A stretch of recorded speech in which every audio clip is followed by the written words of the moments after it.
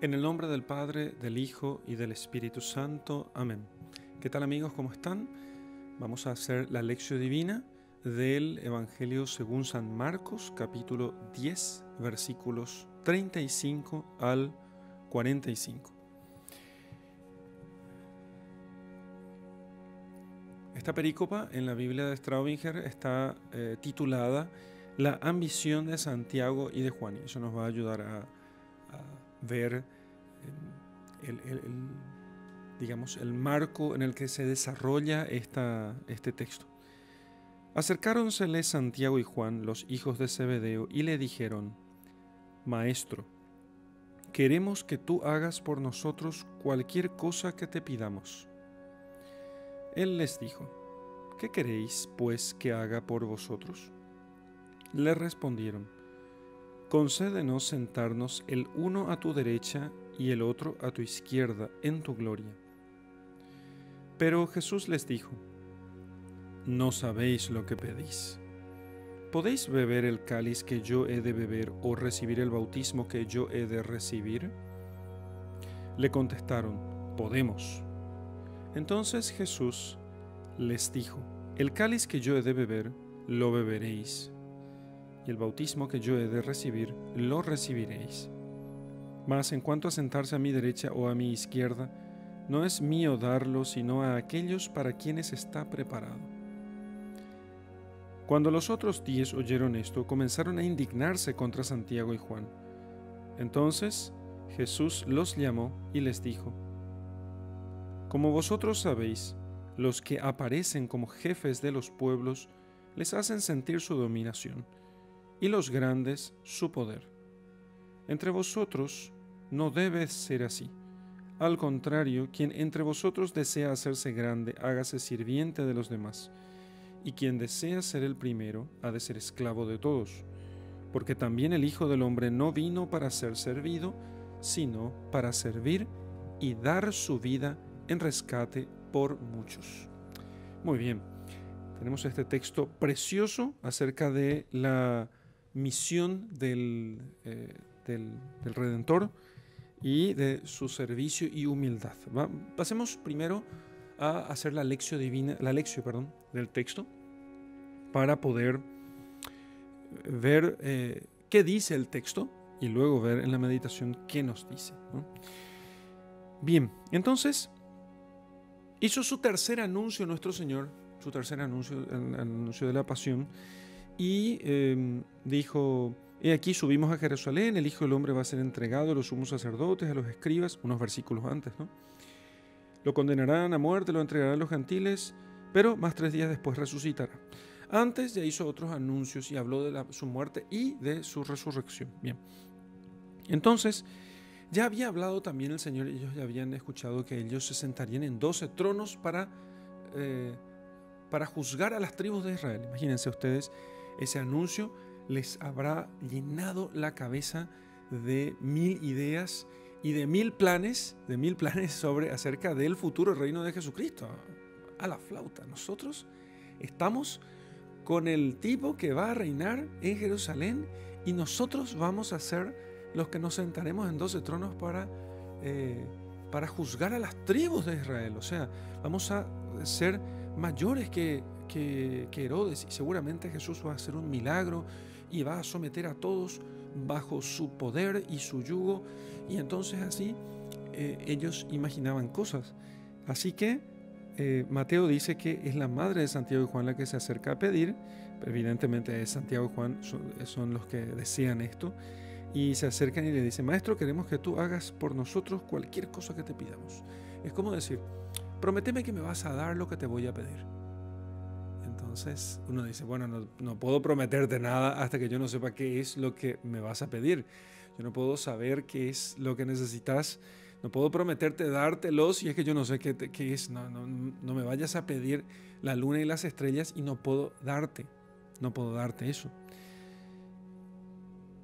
Entonces hacen esta especie de precontrato, un contrato previo a lo que van a pedir. Queremos que nos des cualquier cosa que te pidamos. Entonces Jesús les dice: ¿qué queréis pues que haga por vosotros? A ver, ¿qué quieren ustedes? chicos, que haga con ustedes Santiago y Juan, los Boanerges, los Boanerges, los hijos del trueno. Bueno, hijos del trueno tiene mucho sentido y sobre todo aquí se ve que eran hombres determinados, muy fogosos, intensos. Jesús los quería mucho y a Juan muy en especial, pero ya vemos que Juancito también ha tenido sus caídas. Y es como, van a ver ustedes que esta es como la caída propia de los puros. Los puros tienen la tentación de caer en la soberbia.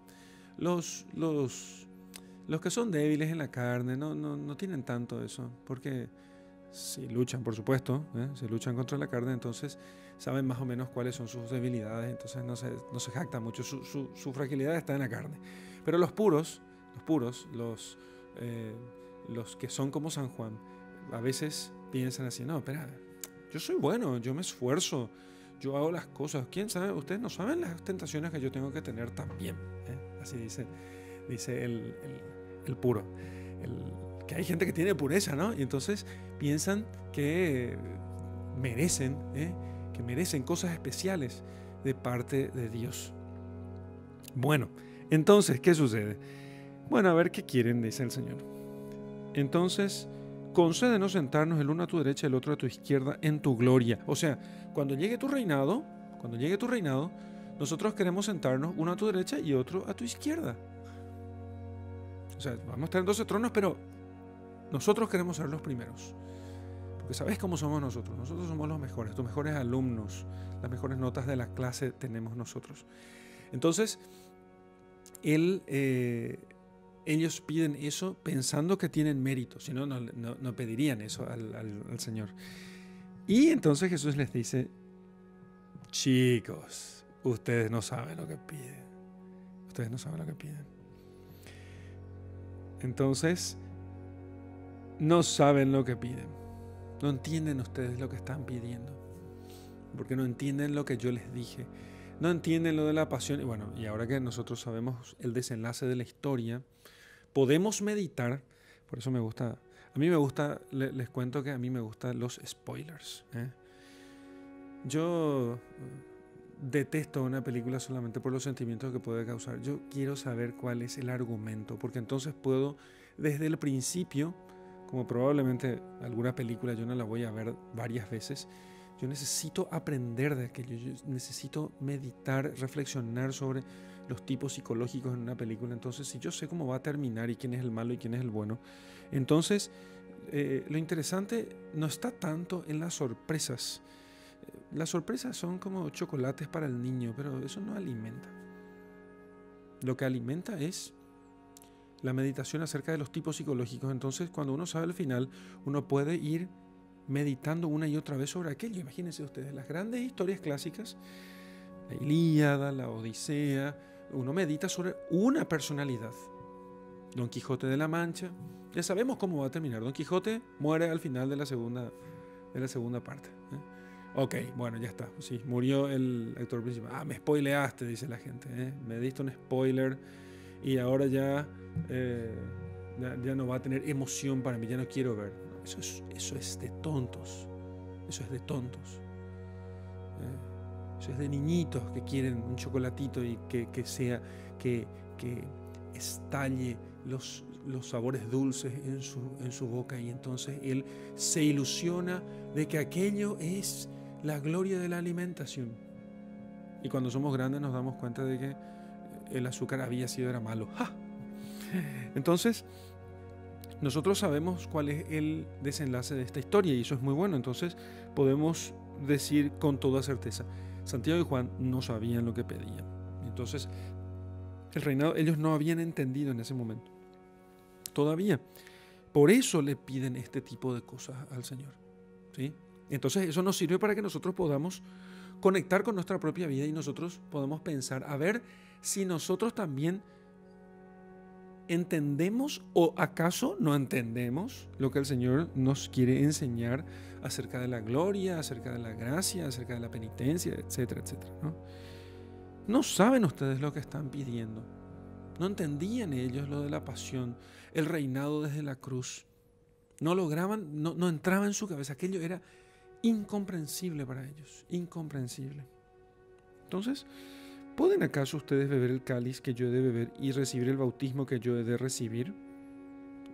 Quedémonos en estas imágenes.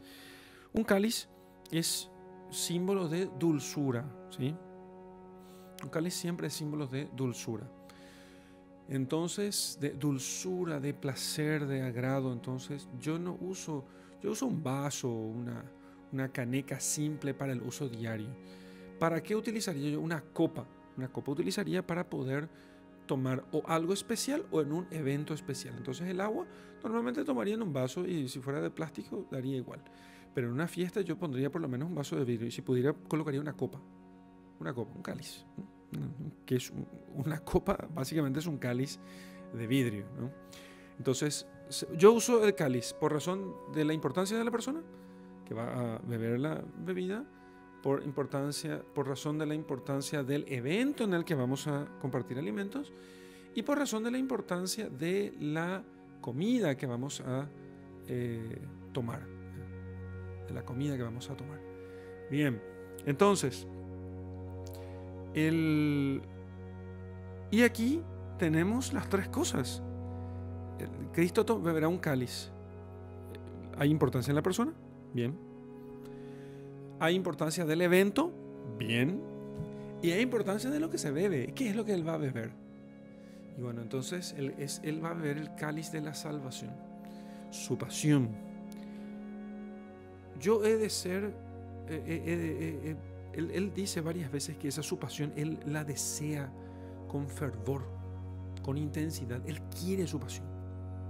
Jesús quiere su pasión, ¿sí? Porque ama a los hombres. Entonces, él quiere beber ese cáliz. Solo que es un cáliz que ha de beber, como dice el Salmo, hasta las heces. Hasta las heces, con H inicial. Buscan en el diccionario para ver qué significa las heces, si no saben. O sea, hasta el dolor máximo. Porque ese cáliz es dulce para el amor, pero es doloroso para la naturaleza. Es doloroso para la naturaleza. Y fue doloroso para Jesucristo.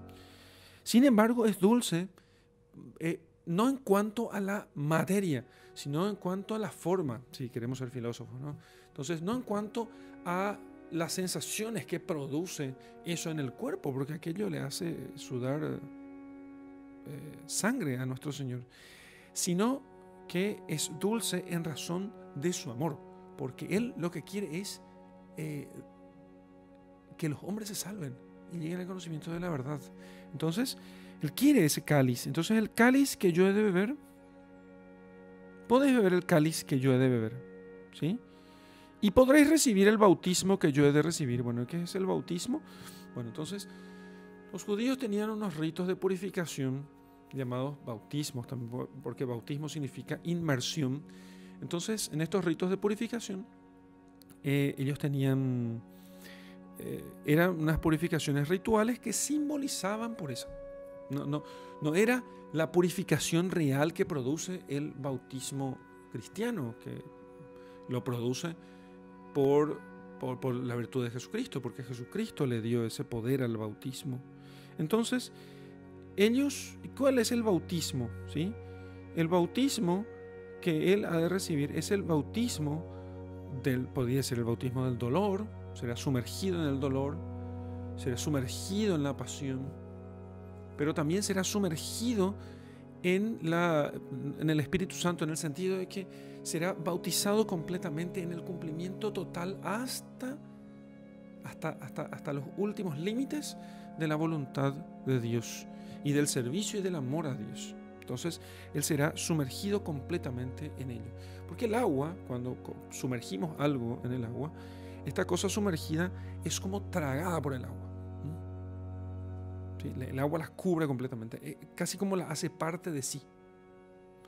Entonces, todo esto, Cristo es abrazado completamente por todas estas realidades y entonces, bueno, así es bautizado en su pasión.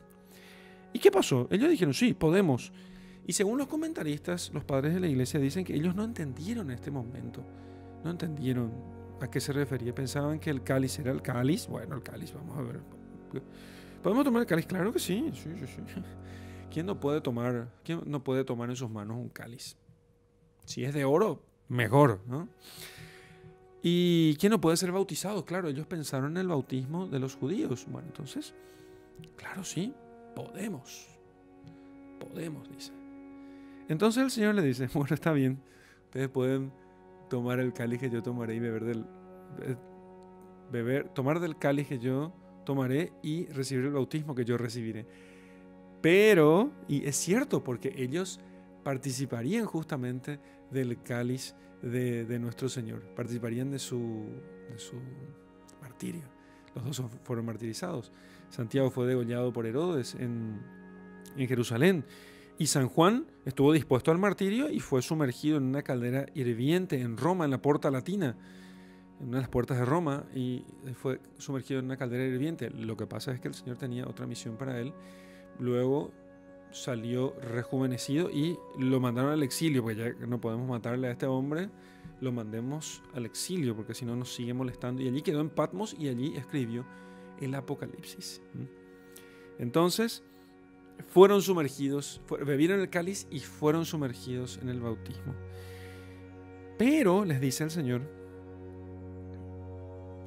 mas, en cuanto a sentarse a mi derecha o a mi izquierda, no es mío darlo, sino aquellos para quienes está preparado. Entonces, hay varios comentarios sobre esto, ¿sí? Todos ellos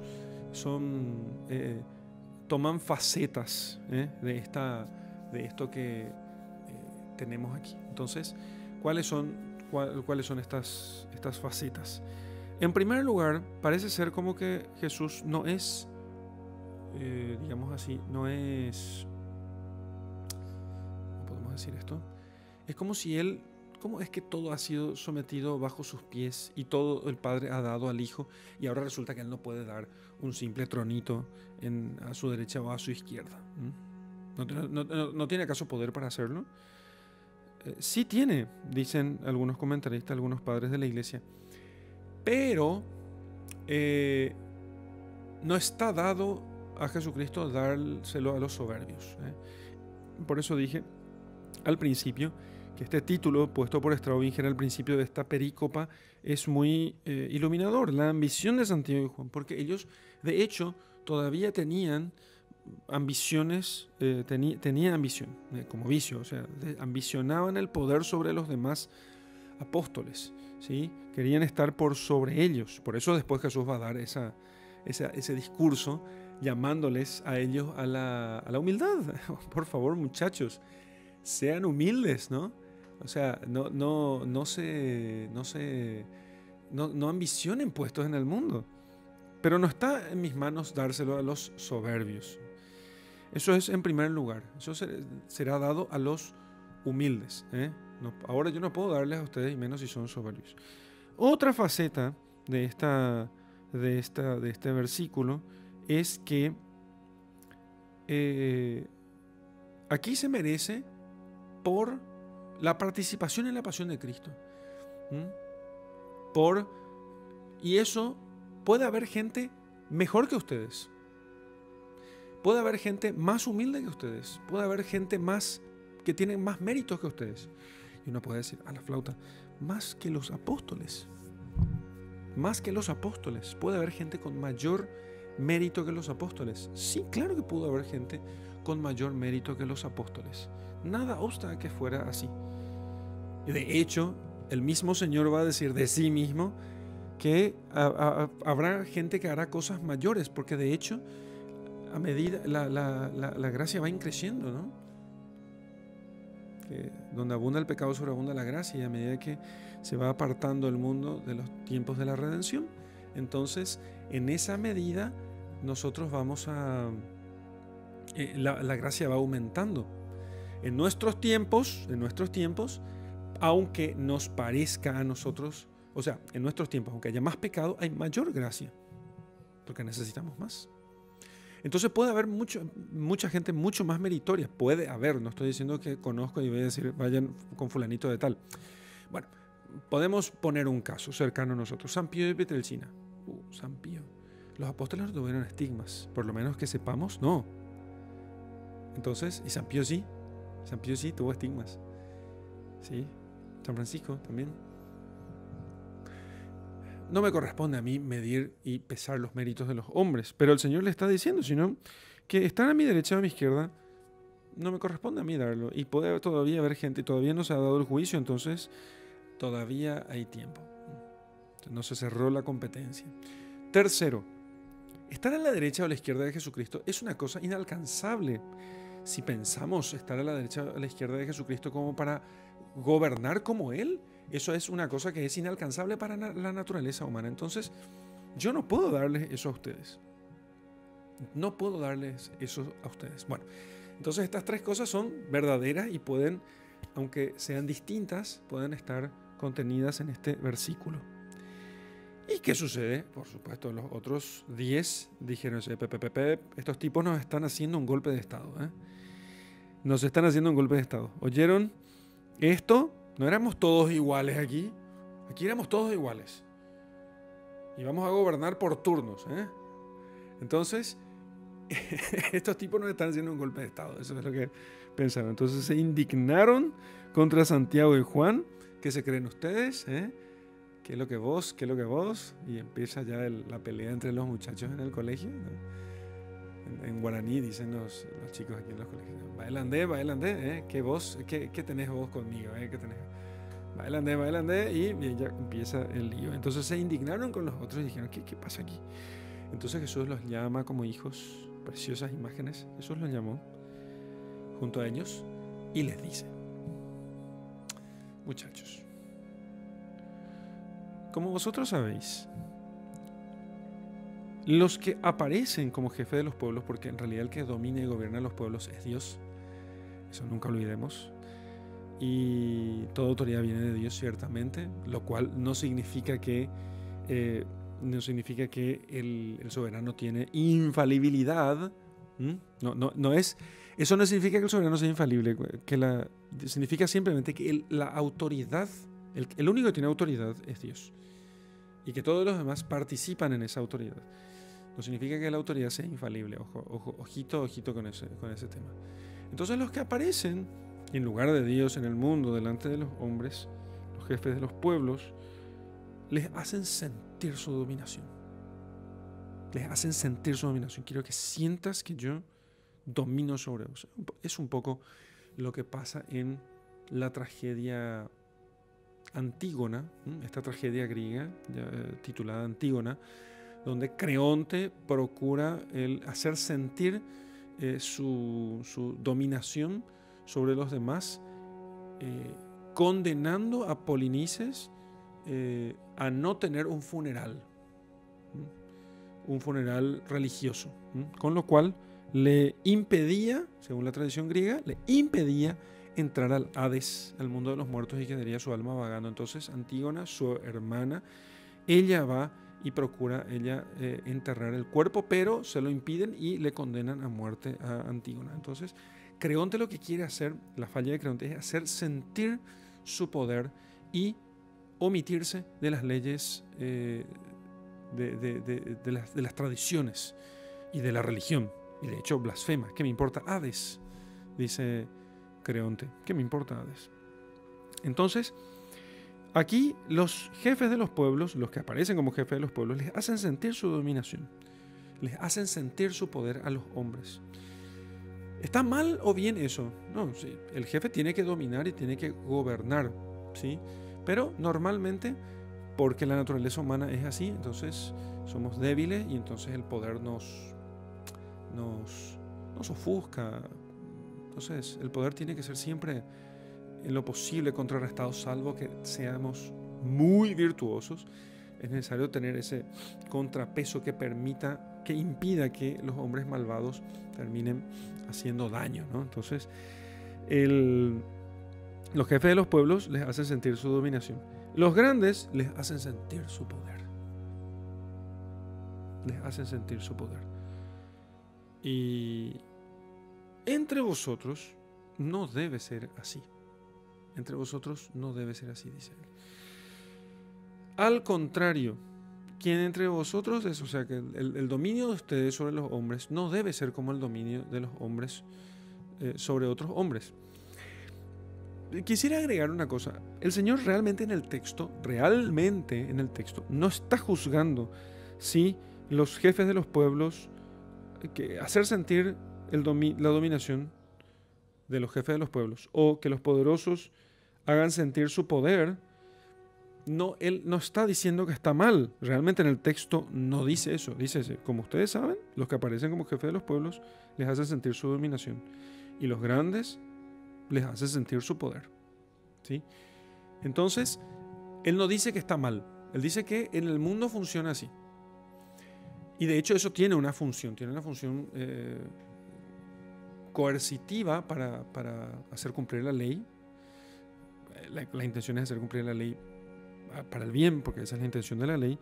Y también tiene una función disuasiva, hacer que los malos, porque en una sociedad es imposible que todos sean buenos, sino que hay malos siempre y algún bueno puede hacerse malo. Entonces hay una función disuasiva en que el gobernante haga sentir su poder y su dominación sobre los pueblos. Entonces hay una función política en esto, de bien común, ¿sí?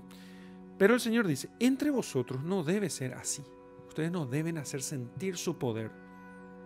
Yo soy la autoridad, por ejemplo. No quiere lo que el Señor no quiere es que los apóstoles hagan sentir un poder puramente de voluntad sobre los hombres. Y voy a explicar, y esto, Dios mío, esto es muy importante. Esto es muy importante porque, un poco también, porque es un peligro que siempre corremos nosotros en la iglesia, y los pastores, sacerdotes, obispos, pasamos por eso, ¿no? Yo tengo la autoridad, yo soy el párroco. El que obedece no se equivoca. Le encanta eso a algunos poner. El que obedece no se equivoca. Así es. Y es increíble que son los que más se equivocan porque no consultan, no escuchan, no ven lo que otros ven, ¿no? Bueno, entonces, entre vosotros no debe ser así. Al contrario, quien entre vosotros desea hacerse grande, hágase sirviente de los demás.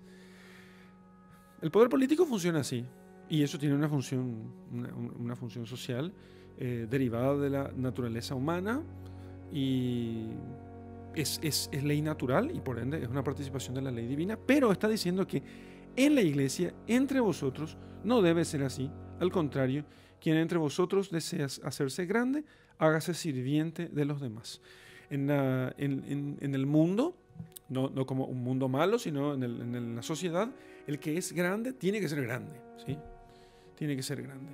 El que es sirviente, claro que tiene que ser sirviente. Hoy se habla mucho del servidor público. Y es cierto que el servidor público, sí, es la autoridad pública, es un servidor de todos. Sobre todo eso está inspirado en las Sagradas Escrituras, en el cristianismo. Pero si yo equiparo al intendente de la ciudad con mi secretario, que está subordinado a mí, a quien yo le pago entonces no tenemos autoridad. Y si no hay autoridad, no vas a poder tener orden. Porque en la oficina, el que decide las cosas soy yo, no él, no mi secretario, ¿sí? O sea, acá hay una relación de dependencia y subordinación. Entonces el que decide las cosas soy yo. Entonces, no hay que mezclar entonces las cosas. En el poder político puede haber algo de la noción de servicio por inspiración del cristianismo, pero él necesita tener autoridad y tiene que hacer sentir entonces su autoridad sobre los pueblos, sobre la gente. Entonces él tiene que tener una oficina, no una oficina perdida en una galería escondida de la ciudad, sino que tiene que tener un edificio. La municipalidad tiene que tener un edificio donde indique que ese es el lugar central donde se toman las decisiones para el bien común de la ciudad. Entonces, pero el Señor dice, no, pero entre ustedes no tiene que ser así. Dice, ustedes, si alguien quiere ser grande, hágase sirviente de los demás. Entonces, si alguien quiere ser grande, hágase sirviente de los demás. Y eso vale no solamente para los digamos así, para los pastores, sino también para los fieles. ¿sí? O sea, en el orden espiritual y, sí, en el orden de la vida espiritual, digamos así, eso sirve para todos. Es cierto que la iglesia tiene un cierto carácter humano que se llama institucional. Y en este carácter institucional también los pastores en cierto modo deben hacer sentir a los demás su autoridad. Entonces, por ejemplo, en una mesa conviene que el párroco se siente en la cabecera, por ejemplo, ¿no? ¿Sí? Lo que pasa es que el Señor dice así, acá hay una grandeza que es la grandeza principal, que es la grandeza a los ojos de Dios, y esta grandeza a los ojos de Dios no se puede alcanzar sino por vía de la kenosis, digamos así, del anonadamiento, del anonadamiento. Esa es la vía por la cual esta grandeza se alcanza. Entre ustedes que buscan el reino de Dios, ustedes deben alcanzar la grandeza por vía del anonadamiento, hacerse servidor, sirviente de los demás. Por eso muchos santos obispos, aunque tenían palacios y porque tenía una función social aquello para el orden social, porque la función de la jerarquía de la iglesia era como una especie de equilibrio en las sociedades cristianas, y de hecho así funciona bastante bien, funciona. Hoy no tenemos ese equilibrio, el poder político está completamente sin ese equilibrio, y entonces la función del obispo es equilibrar ese poder político, entonces con una cierta función social. Pero eso no le salvaría al obispo, y eso no tiene ayuda externamente a la vida cristiana, pero no hace a la vida cristiana. Hay un obispo, que yo no recuerdo ahora su nombre, un obispo español muy famoso de la época de la reina Isabel la Católica, y el obispo era, y no recuerdo ahora el nombre, pero era un obispo famosísimo, ¿sí? Entonces un día este obispo iba en su carroza episcopal con todos los paramentos, la ropa cardenalicia. Entonces un franciscano le grita desde la calle, usted, porque él, creo que este cardenal era franciscano también, y entonces le grita a este franciscano con su ropa de franciscano, pobre y penitente, que él había traicionado el espíritu de la orden, y el espíritu de San Francisco. Entonces, apenado el cardenal para separar su carroza y le hace subir al franciscano a su carroza. Entonces, porque veía que aquel franciscano, su hermano de congregación, estaba escandalizado, se desprende las vestiduras y, abriéndose la ropa, ve el franciscano que él tenía el torso completamente cubierto de cilicios, que son estos alambres con púas que hacen incómoda la ropa. Tenía el torso completamente cubierto de cilicios. O sea, aquella pompa era para el bien común, para la edificación de los hombres, para que aquello pudiera servir de contrapeso al poder político, y entonces pudiera con ello indicarse la gloria de Dios, que no la gloria de los hombres. Pero entre vosotros no debe ser así, sino que el que quiera ser grande debe ser el servidor de todos, debe ser como un penitente. No es porque el tipo sea un cardenal que ya no tiene que ser penitente.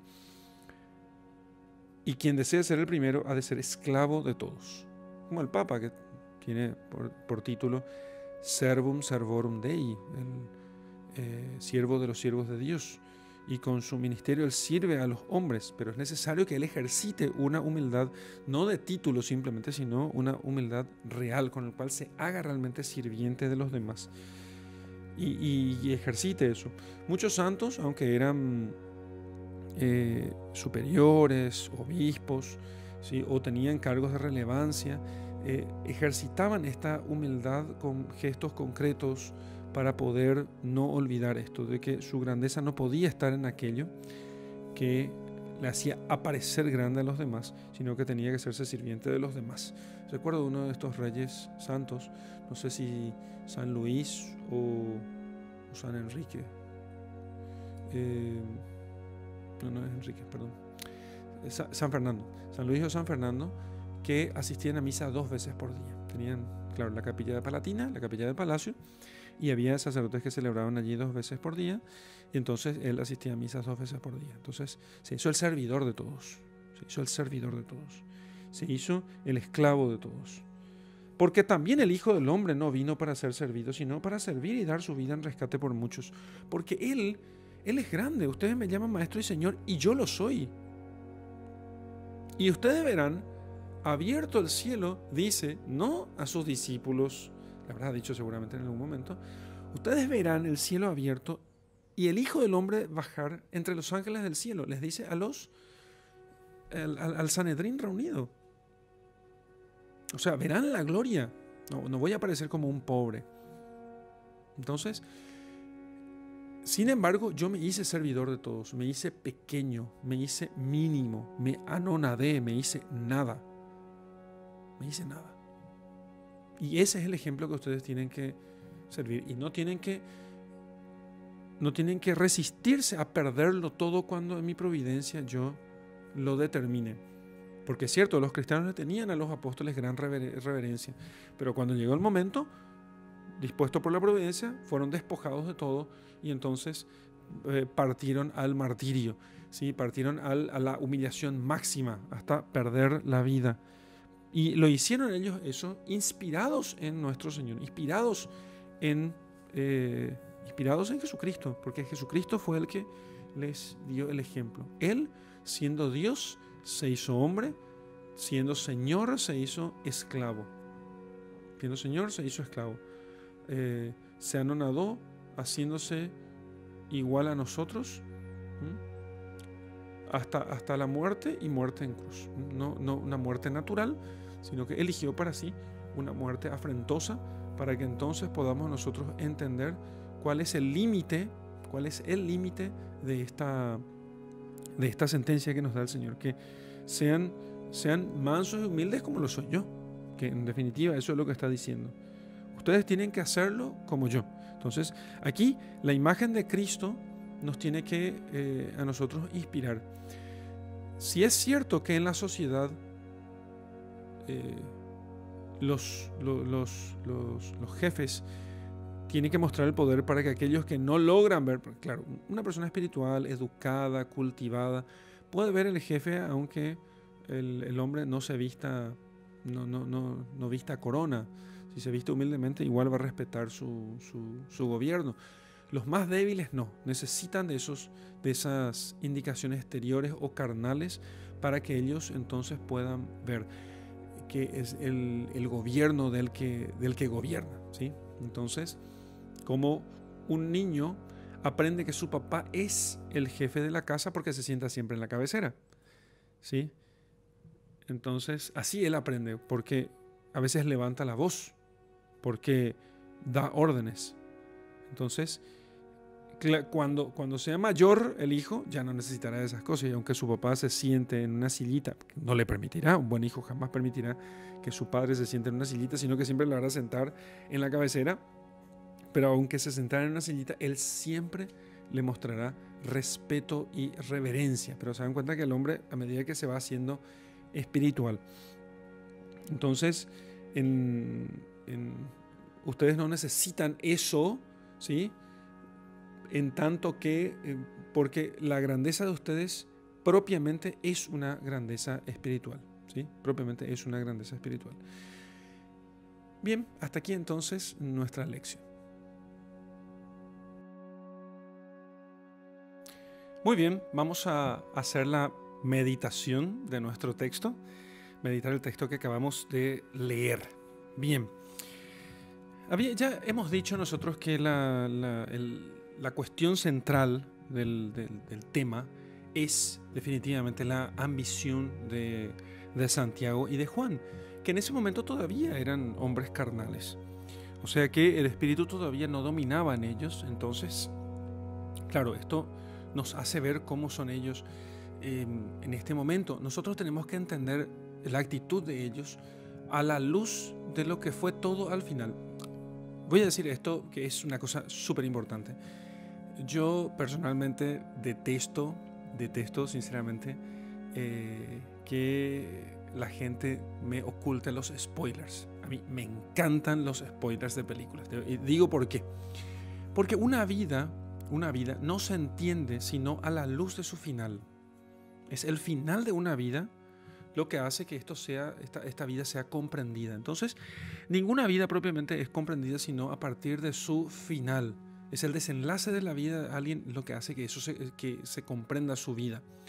Por eso nosotros somos seres en vía, en formación, en camino, etcétera, etcétera. O sea, nosotros no estamos hechos todavía, sino que nosotros nos estamos desarrollando, estamos escribiendo nuestra biografía.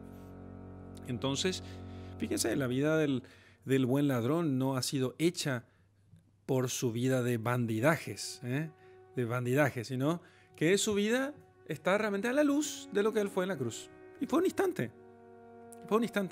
Y ahora es San Dimas, imagínense ustedes. Usted llevó una vida de bandido y ahora resulta que es San Dimas. Y le pedimos a él intercesión para que nos alcance favores de Dios. O sea, ¿por qué? Porque el cierre de su vida es lo que hace que esto se entienda. Entonces, por eso es importante el spoiler. Nosotros no entendemos la vida de una persona sino a la luz de su final. Una película ya tiene un final hecho. Entonces es mejor saber, yo siempre pregunto, ¿muere o no muere el protagonista? ¿Muere haciendo el bien o el mal? Entonces yo ya sé, con eso yo ya sé cuál es digamos así, el desarrollo, la intención del guionista, del escritor de la película. Aquí nosotros ya sabemos lo que va a pasar después. Santiago y Juan van a recibir el Espíritu Santo, serán enviados a predicar a todas las naciones, ¿sí? Y después serán martirizados, incluido Juan, porque Juan fue sumergido ciertamente en el cáliz de la pasión.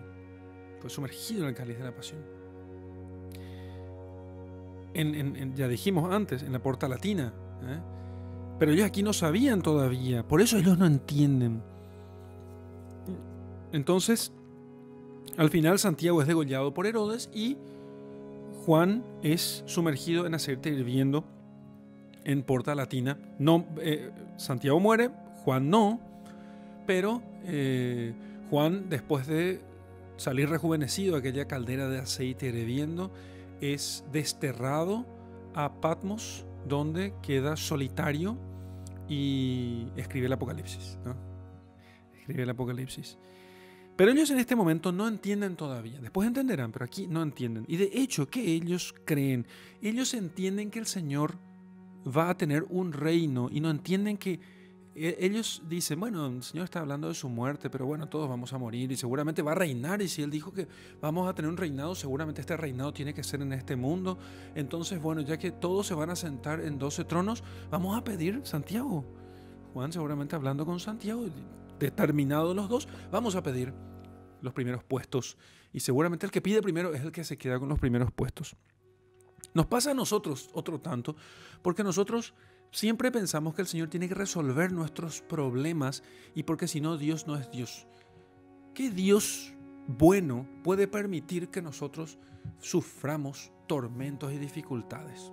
¿Qué Dios bueno puede permitir que Dios no quiere que suframos? Dicen algunos falsos cristianos. Dios no quiere que suframos. Dios nos quiere ver felices. Dios nos quiere ver gozando. Dios nos quiere ver sonrientes. ¿Cómo va Dios querer que nosotros, cómo Dios permitirá? Dios no quiere que nosotros suframos. Dios no quiere que nosotros, que son todas medias verdades. No es que Dios quiere que nosotros suframos, dice que Dios nos mire y dice, sufra. El tema es que Dios sabe que sin derramamiento de sangre no hay redención. Dios sabe que si nosotros no nos dolemos, no sufrimos, nosotros no nos arrepentimos. Porque eso es lo que pasa con todos nosotros. Es un hecho, lamentablemente. Tengo que decir que es lamentablemente porque realmente es lamentable que nosotros solamente con el sufrimiento podamos nosotros convertirnos. Pero es cierto. Y digamos una vez más, es cierto. Solamente con el dolor nosotros nos arrepentimos. Como dice Lewis, una obra que yo recomiendo mucho, tiene sus temitas, pero es preciosa. Sobre todo el capítulo 6 en adelante, cuando habla del dolor humano, el problema del dolor, se llama este ensayo de C.S. Lewis, el autor de Narnia. Y cuando dice, nosotros no somos chicos malos que deben ser corregidos, somos rebeldes que deben de poner sus armas. Somos rebeldes que deben de poner sus armas. Eso es lo que somos. Y el dolor hace que nosotros depongamos las armas y nos demos cuenta de que algo está mal. Entonces, ¿pero qué está mal en Jesucristo? ¿Por qué tiene que sufrir? Porque su dolor hace que nosotros veamos que realmente algo está mal. Si Dios termina por hacer el bien, es juzgado y condenado, algo terrible está mal. Y al meditar en la vida de Cristo nosotros podemos entender eso. Algo terrible está mal. Y ellos no entienden eso, entonces le piden los primeros puestos. Es como pedirle al Señor que nos evite el dolor. Es como pedirle al Señor que nos evite el dolor. Cuando nosotros pedimos estas cosas, nosotros no entendemos y recibimos del Señor el mismo reproche. Ustedes no saben lo que están pidiendo. ¿Son capaces de beber el cáliz que yo he de beber? ¿De recibir el bautismo que yo he de recibir? Ustedes son capaces de sufrir lo que yo sufro, porque aquí el premio lo recibe no el que tiene más mérito según los hombres, sino el que se parece más a Jesucristo. Por eso Él dice, si ustedes son capaces de beber el cáliz que yo he de beber y de padecer, de ser bautizados en el bautismo en el que yo seré bautizado. Como ellos no entendían, ellos dijeron, sí, podemos. Porque ellos pensaban que era beber algún cáliz y ser bautizado en algún bautismo ritual como el que solía haber en todas partes. No entendieron el símbolo, el significado de estos símbolos que el Señor utilizaba. Podemos, le dijeron ellos sin entender. El Señor les dice, porque conocía todas las cosas. Por supuesto, ustedes beberán el cáliz que yo beberé y ustedes serán bautizados en el bautismo con el que yo seré bautizado, pero ustedes no pueden elegir los lugares. Dios es el que elige. Dios es el que elige nuestro sufrimiento, nuestro dolor, nuestra gloria o derrota. Dios es el que elige, no nosotros. Nosotros no estamos llamados en este mundo a tener éxito, sino a ser fieles. Entonces, nosotros no tenemos los primeros puestos por haber elegido, sino porque Dios nos lo concedió. Nosotros podemos trabajar y pelear y ser fieles a Dios, ser fieles al trabajo, ser fieles al estudio, ser fieles a nuestros programas de vida, ser fieles a todo, pero el éxito realmente depende de Dios. Y los méritos y los lugares que el Señor nos dará depende de Dios. No es que nosotros hemos de conquistar. También el Señor está diciendo en esta perícopa, en este pasaje del Evangelio, está diciendo que realmente nosotros solamente estamos llamados a abrazar la cruz y a tomar el camino del Calvario con Jesucristo y hacer con Él el camino de la cruz, pero el lugar del mérito, cuánto mérito vamos a tener, cuánto van a valer estas cosas, no depende de nosotros. Hay gente que hace cuentas sobre no digo así literalmente, hay gente que hace cuentas, pero en algún modo hace cuentas acerca del valor de sus buenas obras, del valor de las indulgencias que intenta alcanzar, de si eso va a alcanzar más o menos, del valor de sus obras buenas. Y entonces, generalmente es aquella gente que se preocupa si los demás le dan lo que ellos creen que se merecen o no. Esa gente. Esa gente es la que se preocupa. Y entonces esa gente delante de Dios piensa que se merece. Pero nosotros tenemos que entender aquí, lo fundamental es comprender esto. Nadie merece nada. Nadie merece nada. Ninguno de nosotros, por muchas obras buenas que haga, ninguno de nosotros merece absolutamente nada. Nosotros estamos llamados a ser fieles porque somos rebeldes que han depuesto sus armas y que siempre estamos tentados a retomar nuestras armas para poder combatir nuevamente a Dios. Entonces, el Señor dice, no está en mis manos darles a ustedes los primeros lugares. Pero sí, si son mis discípulos, beberán mi cáliz y serán bautizados en el bautismo con el que yo he sido bautizado. Y después Dios concederá a cada uno según lo que Él quiera, según sus méritos, pero unos méritos que no son méritos por la fuerza de nuestro trabajo, sino que son méritos porque Dios le da el mérito, porque el mérito funciona así, o sea que yo merezco algo no porque no por el valor de mi trabajo por mí mismo, ¿sí? Si yo estoy en pecado y yo hago una obra buena, eso vale muy poco. O sea, perdón, no vale nada. O sea, para la vida eterna no vale nada. Y si yo estoy en gracia y levanto una hojita por amor de Dios del suelo, ¡pum!, levanto una hojita, eso vale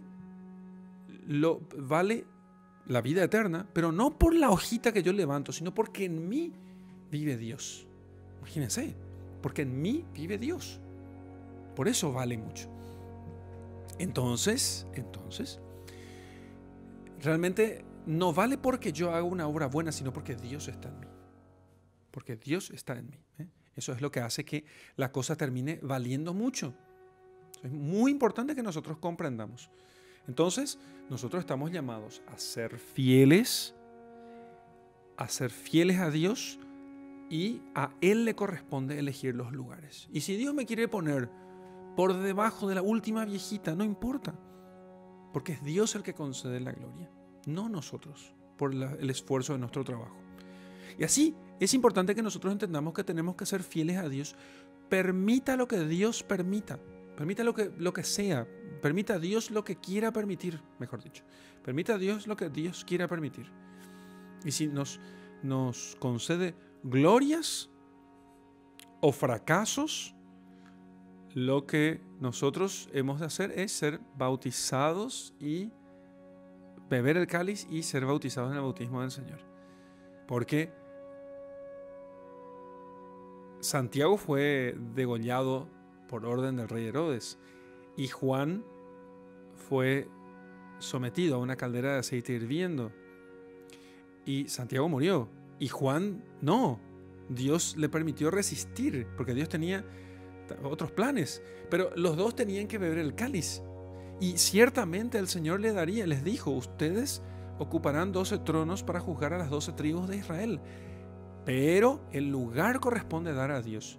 ¿Y a quién le puso en primer lugar? Primero entre los otros, fue a Pedro. Pero Santiago y Juan podían haber sido mucho mejores, pero Dios eligió a Pedro. Dios eligió a Pedro. ¿David acaso no era mejor que Saúl? Pero Dios eligió a Saúl para ser primero que David. Y David respetó al ungido del Señor. Respetó la voluntad de Dios respecto de Saúl. Esto es muy importante que nosotros comprendamos. Esto no hace que nosotros terminemos cayendo en quietismo como alguno podría pensar, porque algunos podrían pensar que, bueno, si es así, entonces ya no vamos a hacer nada. No. No es ese el punto. ¿Por qué? Si quieres salvarte, cumple los mandamientos.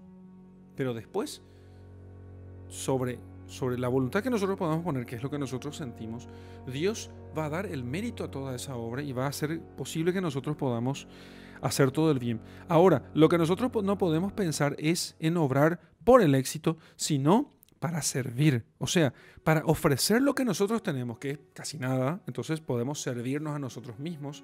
En bandeja podemos ofrecer a Dios nuestros cuerpos, nuestras energías, nuestras fuerzas. Y entonces así imitaremos a Jesucristo.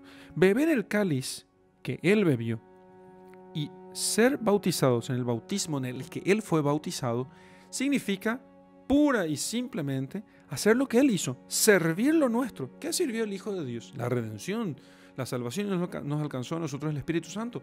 ¿Pero qué nosotros podemos servir? Porque servir significa dar algo. Mi vida puedo dar. Mi vida, mis energías, mis fuerzas, todo lo que yo tengo. Porque el Hijo del Hombre vino para servir y no para ser servido. Entonces yo lo que hago es ofrecer justamente mi servicio, servirme a mí mismo. Yo me sirvo, o sea, yo me ofrendo como lo ofrendó Jesucristo. Entonces yo puedo pensar si yo realmente me ofrendo a Dios y a los hermanos por la gloria de Dios, por la salvación de los hombres y por mi propia santificación. Porque eso, si ustedes quieren ser grandes, fíjense que el Señor, no sé si ya dije esto, pero el Señor dice lo siguiente, que Él no está diciendo que ¿cómo se dice esto? Él no está diciendo que los hombres, que los jefes de los pueblos hacen mal al hacer sentir su dominación y que los grandes hacen mal al hacerse sentir su poder. Lo que él está diciendo es que en la religión, en la iglesia, la grandeza no se mide en razón del poder, ¿sí? Porque un papa, un obispo, un párroco, quizás puede hacer sentir su poder sobre los demás, ciertamente, ¿sí? Y no está mal eso, pero él no será grande delante de Dios por ese poder institucional que tiene, que puede ser, que puede ser necesario que tenga, que si un obispo viste la mitra, y el resto de los fieles, sacerdotes incluidos, no vestimos mitra. Dios viste mitra, el obispo viste mitra, no Dios. El obispo viste mitra para hacer sentir su poder, ¿entienden? Para hacer sentir su dominación, para que nosotros podamos ver quién es el que tiene la plenitud del orden. Pero su grandeza no se trata de eso, y eso es lo que el Señor advierte a sus apóstoles. ¿Sí? Él puede ser así el más pequeño de todos, aunque su poder se sienta sobre nosotros. El más grande de todos es aquel que se hace servidor de todos, aquel que imita a Jesucristo. Porque al final es la única grandeza que va a servir. Aquí la dominación tiene una función, ¿sí? La dominación tiene una función, ¿sí? Una función social, que no voy a entrar ahora a hablar. La dominación tiene una función social. Pero en el día del juicio final, esas dominaciones no tienen ningún sentido. Lo único que vale es lo que nosotros somos delante de Dios. Y allí, grandeza o pequeñez se va a medir justamente en estos criterios casi contrarios. El que se hizo pequeño será grande, y el que se hizo grande será pequeño. El que se humilla será ensalzado, y el que se ensalza será humillado, dice el Señor en otra parte del Evangelio. ¿Sí? Entonces, sigamos el ejemplo del cardenal Cisneros, que fue un gran cardenal en la época de Isabel la Católica. Era franciscano y después se hizo cardenal de la iglesia, el cardenal Cisneros, y un día un franciscano de su congregación le grita: vos sos un traidor de la orden, porque ahora estás vistiendo toda la pompa cardenalicia y en vez de vivir pobremente. Entonces el cardenal Cisneros, que era un hombre muy humilde y muy sabio, le hace subir al franciscanito y se desprende las ropas y le muestra los cilicios, porque tenía todo el torso cubierto de cilicios, que son con unos alambres con púas. ¿Y por qué lo hacía eso el cardenal Cisneros? Porque no quería acostumbrarse a todas aquellas ropas pomposas. Aquello servía para mostrar su oficio, su función de jefe de la iglesia, de príncipe de la iglesia. Y tenía un oficio, tenía una función, eso, para hacer visible el poder de la iglesia, y que entonces los poderes civiles no quieran someter al poder de la iglesia, sino que la iglesia mantenga su independencia. Bueno, ya terminé diciendo lo que dije que no iba a decir. Sin embargo, si él quería ser grande delante de Dios, él tenía que ser el más pequeño, el servidor de todos, y no pensar que no necesitaba hacer penitencia por sus pecados. Bueno, hasta aquí entonces nuestra meditación de este Evangelio. Vamos a hacer oración ahora sobre el texto que acabamos de meditar. Señor, te damos gracias porque nos muestras nuestra miseria, la miseria de nuestra ambición. Qué ambiciosos somos, Señor. Somos muy ambiciosos porque pretendemos nosotros grandezas, como dice el Salmo, grandezas que superan nuestra capacidad, y no acallamos ni moderamos nuestros deseos. Por eso es tan importante que aprendamos a ser como niños en brazos de su madre, donde no quiere otra cosa que solamente ser atendido por ella. Que nosotros nos abandonemos, Señor. Danos la gracia de abandonarnos en tus manos, para que no pretendamos otra cosa que seguir tu voluntad, seguirte a ti, abandonarnos en tus manos, que realmente allí sintamos que no nos hace falta nada más, Sin embargo, a veces, muchas veces nosotros pretendemos y buscamos otras cosas y pretendemos grandeza porque con ello nosotros creemos, Señor, que vamos a ser felices. Y sin embargo, nuestra felicidad no está en otra cosa que en dejarnos guiar por ti. Gloria al Padre y al Hijo y al Espíritu Santo, como era en el principio, ahora y siempre, por los siglos de los siglos. Amén. Como contemplación, propongo que durante la contemplación te imagines sentado sobre parado, puesto de pie sobre un gran pilar. Ese gran pilar es la grandeza que querés tener. Ahora quiero que pienses cuáles son los títulos de ese pilar, cuál es la razón de ese pilar, cuáles son los títulos por los cuales vos pretendés que ese pilar tenga altura. Vas a pensar en tus honores, en los trabajos que hiciste, vas a pensar y quiero que pienses, no vayas a decir no, eso es todo soberbio. No, es que siempre lo pensaste así, siempre lo pensamos, siempre pensamos nosotros que ese pilar es robusto y alto gracias a nuestros méritos y todo el trabajo que nosotros hicimos. Quiero que pienses todas las cosas que vos crees que te hacen merecer el respeto y el respeto de la gente. Todo, naturaleza humana, el hecho de que seas hombre, la dignidad humana, tu trabajo, tus esfuerzos, tu honestidad, todas las virtudes que vos crees, todo eso que vos realmente pensás en el fondo, no digas que no lo tenés. Y después vas a mirar a Cristo, que no tiene otro pilar que su cruz. Y vas a comparar el tuyo con el suyo. Y entonces verás la altura a la que el Señor quiere elevarte y la bajeza en la que te encuentras por tu misión. Y te dejo con mi bendición. En el nombre del Padre, del Hijo y del Espíritu Santo. Amén.